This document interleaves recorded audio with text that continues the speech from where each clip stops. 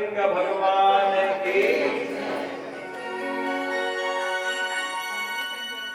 और देवताओं को बड़ी प्रसन्नता हुई, इतना प्रबल शत्रु मारा गया। सब देवता लोग आए, भगवान की स्तुति करने लगे। पर नरसिंह भगवान का क्रोध है वो शांत नहीं होगा। ऐसे में लक्ष्मी जी को कहा कि देवी आपकी पत्नी है, आप इन्हें प्रसन्न करो। तो लक्ष्मी जी उनके पास जाने लगी, तो लक्ष्मी जी भी उनके क्रोध को देखकर पीछे हट गई। तो ब्रह्मा जी ने प्रहलाद से कहा कि पुत्र तुम्हारे लिए ही आए हैं, इसलिए तुम इन्हें प्रसन्न करो। तो प्रहलाद जी ने बड़ी सुंदर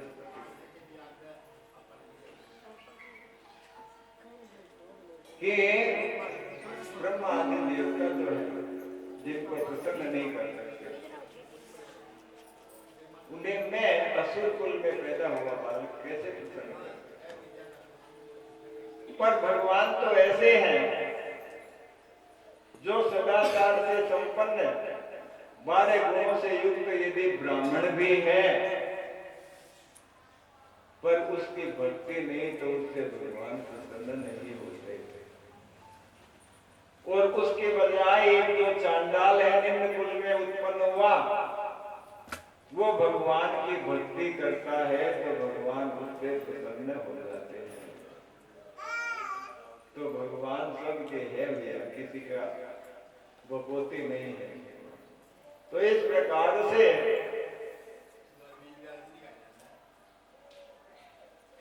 प्रहलाद जी ने बड़ी सुंदर स्तुति की। तो भगवान कहने लगे कि प्रहलाद वरदान मांगो। तो प्रहलाद जी कहते हैं कि प्रभु आपका और मेरा संबंध है वो तो निष्कपट संबंध है। आप मेरे निस्वार्थ स्वामी हैं और मैं आपका निस्वार्थ सेवक हूं। ये कोई मांगने में बढ़ने वाली बात थोड़ी है।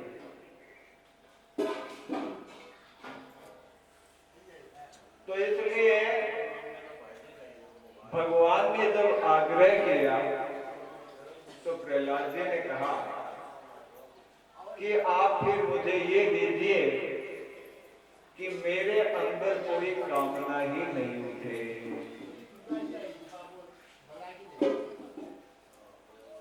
विमुंसते यथा कामान मानव मन से सिद्धांत।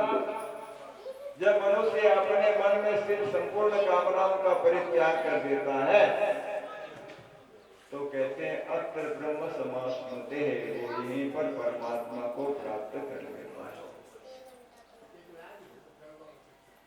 तर्रेव पुंडरीकाक्ष भगवत तत्वाय कल्पते। इस प्रकार भगवान ने उनको वरदान दिया। और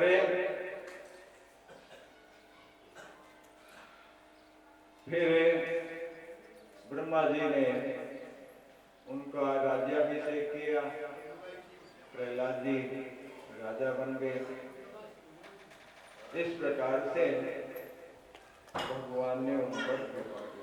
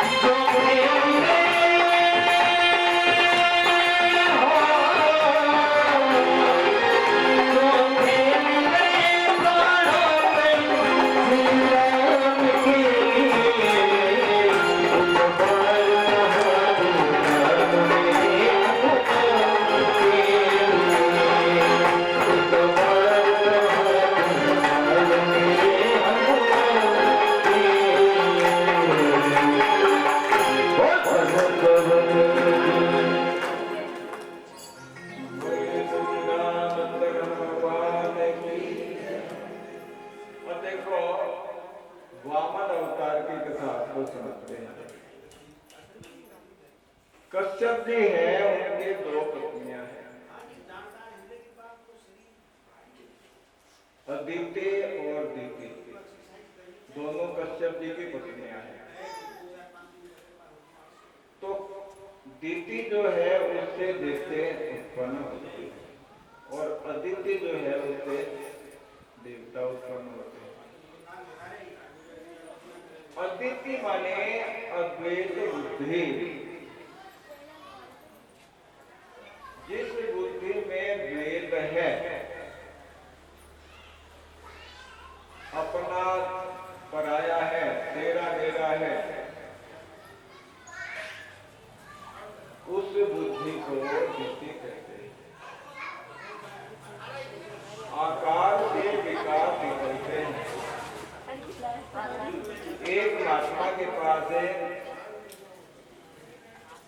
पास सोने की 2 मूर्तियां थी, गणेश जी की और चूहे की।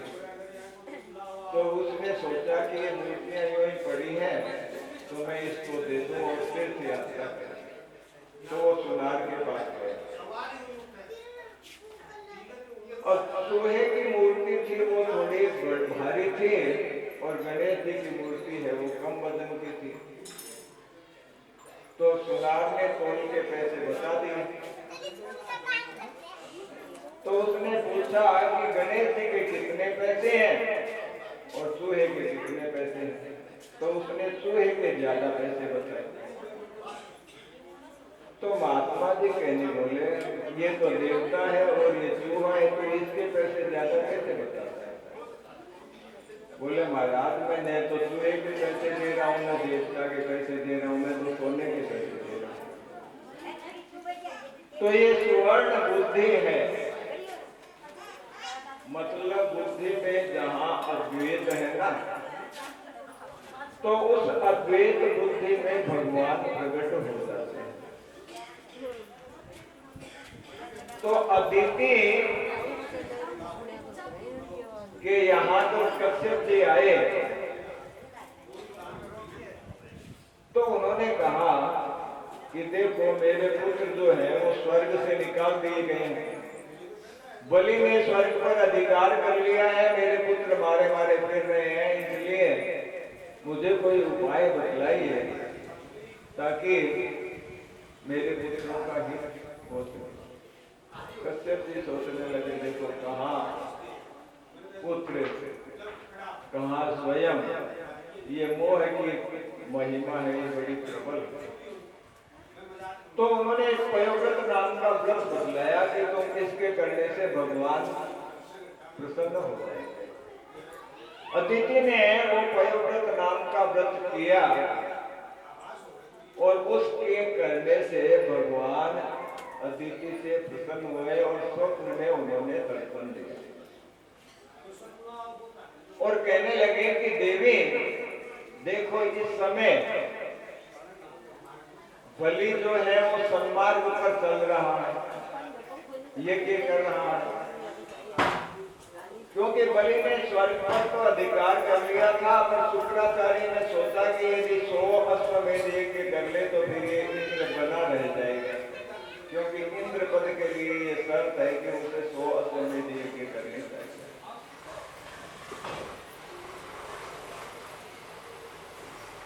तो ये यज्ञ कर रहा है, दान दे रहा है, सदाचारी है, सन्मार्ग पर चल रहा है, इसलिए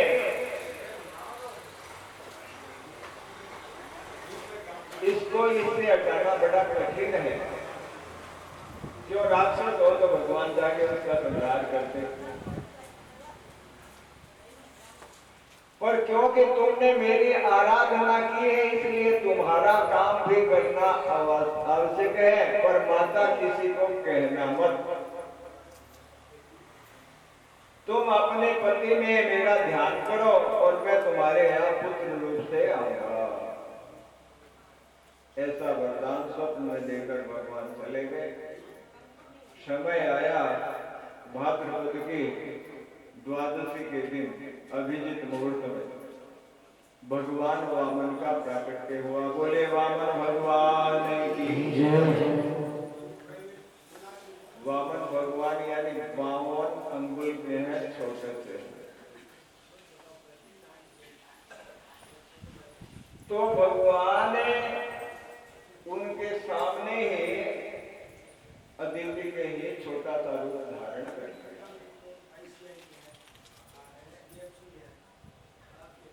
और इस पर ब्रह्मादिक देवता हैं वो आए और वामन भगवान के वहां जय जयकार होने लगी। सबने उनको उपहार दिया, सविता ने उन्हें मंत्र दिया, माता ने मेघला दी, गोपीन दिया और सरस्वती जी ने अक्षमाला दी, कुबेर ने यक्ष पात्र दिया, आकाश में छाता दिया। इस तरह से अलग अलग उपकरण है उनको दिए। अब वामन भगवान से यज्ञ करवाया गया, यज्ञ का सम्मोहन हुआ और फिर कहा गया कि देखो यहाँ से दूर बलि है वो यज्ञ कर रहे हैं, इसलिए वहां जाने का उन्होंने निश्चय किया।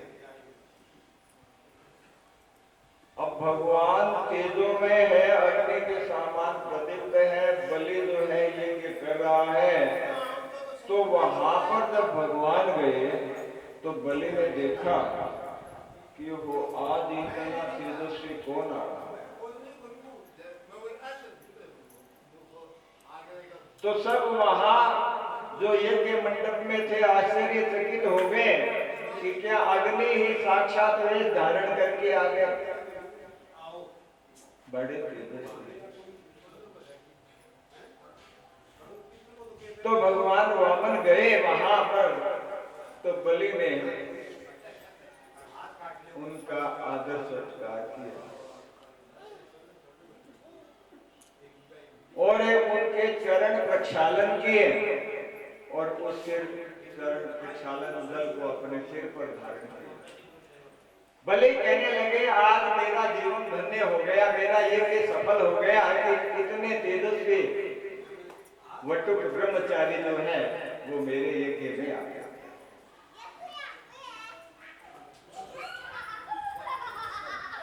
हे ब्रह्मचारी, आप क्या चाहते हो? आपकी जो इच्छा हो वो वस्तु मैं आपको दान में दूं। भगवान कहने लगे, भाई बलि तुम तो उत्तम वंश में उत्पन्न हुए हो,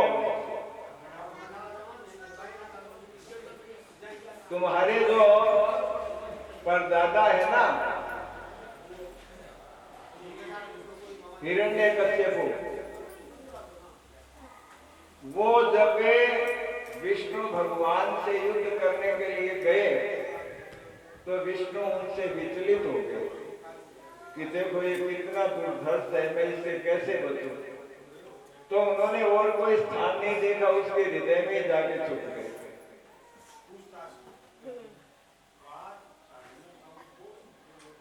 और तुम्हारे दादा जो प्रहलाद थे वो तो भगवत भक्त थे, पर और तुम्हारे पिता जो वेरोचन थे, इंद्र ने एक बार ब्राह्मण का वेश धारण करके उनसे अपना जीवन, उनका जीवन मांग लिया, तो उन्होंने अपने जीवन का भी दान दिया। इतने विमल वंश। बलि सोचने लगे कि ये छोटे से बालक है और इतनी परदादा तक की कथा कह रहे हैं। बलि बड़ा प्रसन्न हो कि मैं इतने महान वंश में उत्पन्न हुआ हूं, प्रशंसा हो गई ना। तो बोला मांगिए आप क्या क्या। तो भगवान ने कहा कि देखो मुझे और कुछ नहीं चाहिए, मैं तो अपने कदम से नाप के 3 कदम भूमि चाहता हूं।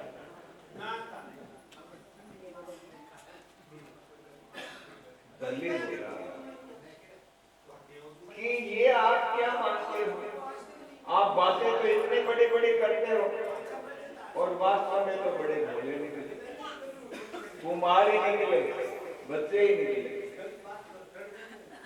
मैं बलि हूं, मेरी इतनी ख्याति है कि मेरे पास कोई मांगने वाला आए तो फिर उसको जीवन में किसी और के सामने याचना करने की जरूरत नहीं पड़ेगी। तो राज्य मांग लो, फिर मांगने का झंझट ही खत्म हो जाए। भगवान के निकट बलि देखो बड़े बड़े राजा हो गए पर उनको संतोष नहीं था। तो इस सप्त द्वीपवती पृथ्वी के राजा होकर भी असंतोष के कारण उनका पतन हो गया। इसलिए संतोष ही परम धन है। ब्राह्मण संतोषी होता है तो उसका तेज बढ़ता है। इसलिए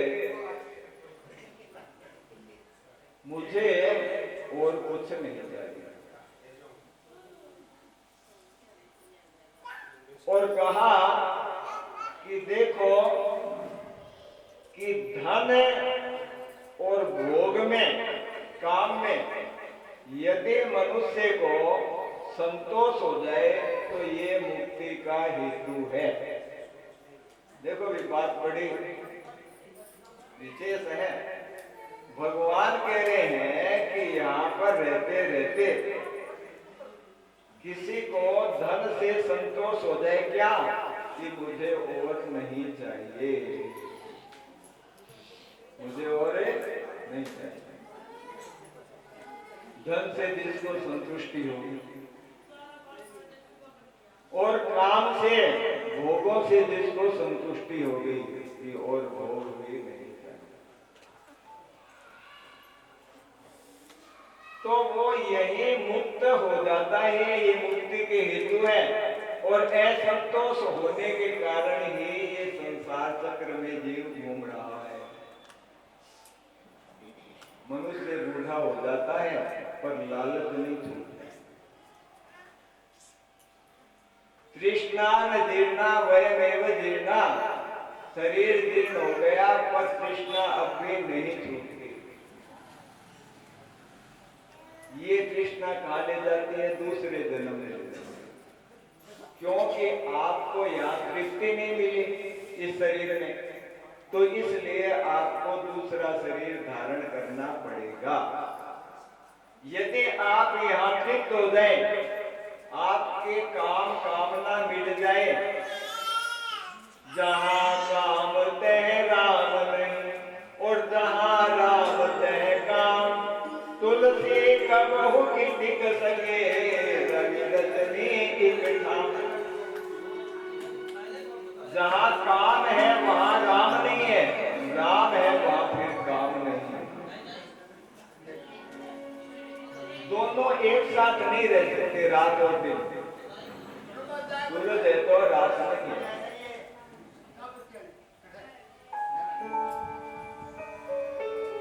देखो जैसे किसान फसल बोता है ना, और जब काटने का समय आता है तब सोचता है कि ये इसकी जगह ये बातें तो अच्छा होता, उस समय बातें तब अच्छा होता।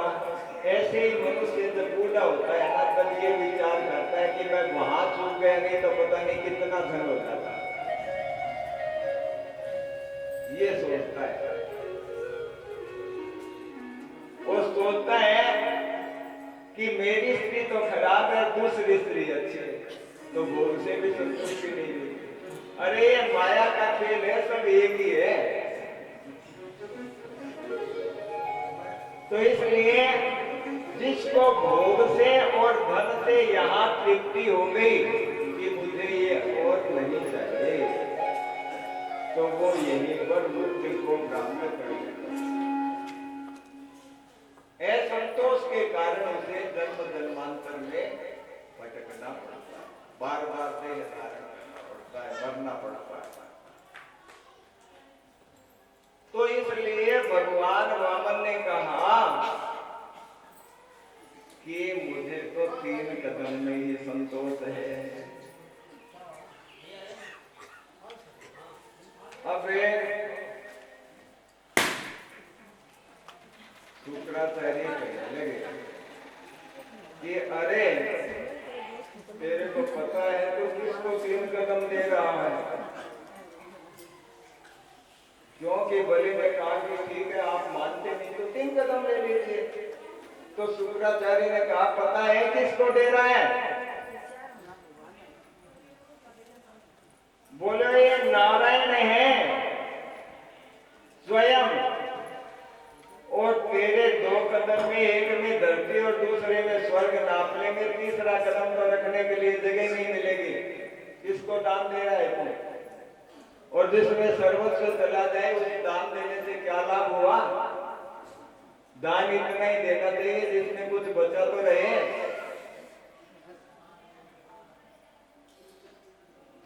अब बलि कहने लगा